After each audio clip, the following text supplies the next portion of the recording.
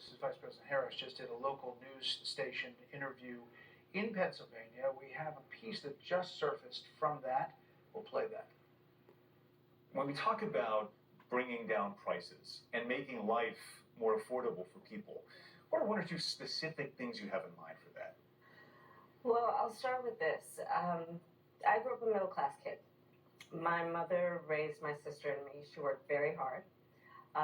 She was able to finally save up enough money to buy our first house when I was a teenager. I grew up in a neighborhood of folks who were very proud of their lawn. She goes on to say a couple of specifics about small business and child tax credit eventually in that answer, but wanted to play that part. Let's bring in our panel. Trey Gowdy, former congressman from South Carolina, Leslie Marshall, Democratic strategist, and syndicated radio host Hugh Hewitt. Okay, Hugh, where are we tonight? Well, that interview is stunning. I was looking forward to Trace Gallagher because the former president looks very comfortable.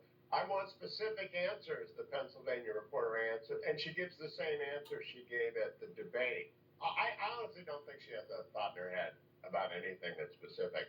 And I must say, I think the opinions of the debate are changing as the week goes on. She was wrapped up in bubble wrap by Muir and Lindsay Davis and ABC and Disney. She got no follow-up. She had no specifics. She was not fact-checked. It's beginning to dawn on people there is no there. She had a very bad few days, and that interview, oh my goodness gracious, she does not have a thought in her head. That interview is in its entirety on that station at 11 p.m. tonight. I hope to get more from that, Leslie. Kim Strassel in the Wall Street Journal, to Hugh's point, writes Kamala's problem the debate didn't fix. Perhaps these interviewees are outliers, and the debate was a Harris game changer, but wouldn't it be wiser to assume that Americans aren't stupid, that they are unhappy with inflation, crime, and chaos at the border, that they do care about an agenda? Until or unless Ms. Harris campaigns in a way that acknowledges as much, she'll struggle against a behemoth, a beatable opponent. The press won't help her by spiking the football. In other words, does she need to do more? Even though, a lot of pundits said she had a good night. She had a great night. I'm sorry that it appeared to you, I love you, but I didn't have a thought in her head. I was like, that was a master debate class, and I've been on a debate team. And in addition to that, she was very, very strong, and I do feel she needs to have more specifics. I've always said that debates don't really move the needle. When you're talking about the needle, this race, when we say, oh, he or she is up in Michigan, or name a state, which day or hour that we have a new poll, it's by less than 1%. In a state we have 2% undecided voter, there's not going to be a landslide for either one of these people. You're talking about perhaps a 1% win.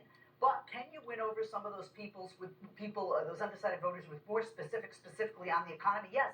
However, Brett, when you look at the economy, and we have the highest consumer sentiment in months, we have the lowest one-year inflation expectation since December of 2020. We have the lowest retail gas prices in this year. We have S&P 500 at record numbers and continues to increase. 30-year mortgage rates are low. The U.S. household income is actually higher. So there's a perception of how we're feeling about the economy. And then there's the reality, and I don't think that she should ignore the reality, but then again, she can't ignore their feelings if that reality isn't sinking in to them at home yet.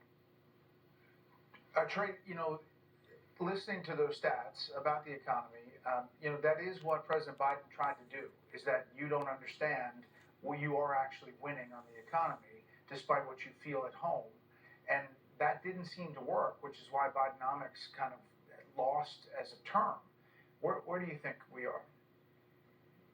Telling the jury that they're wrong is never a smart idea. Telling the voters that you really don't feel what you feel, you really don't pay what you're paying, the numbers you see at the gas station really aren't the real numbers. I just wish at some point, Brett, someone would ask her about the next thing that comes out of her mouth. You had 3 years to do it. Why have you waited? I wish Trump had asked that. I thought he had a very uneven performance, and my position hasn't changed. He's got good facts. He just didn't press them on Tuesday night. Yeah. Whatever the next thing that comes out of her mouth is, why hasn't she done it yet? He did do that in the close, and that was a thing that got a lot of attention at the end. Quick winners and losers, Hugh.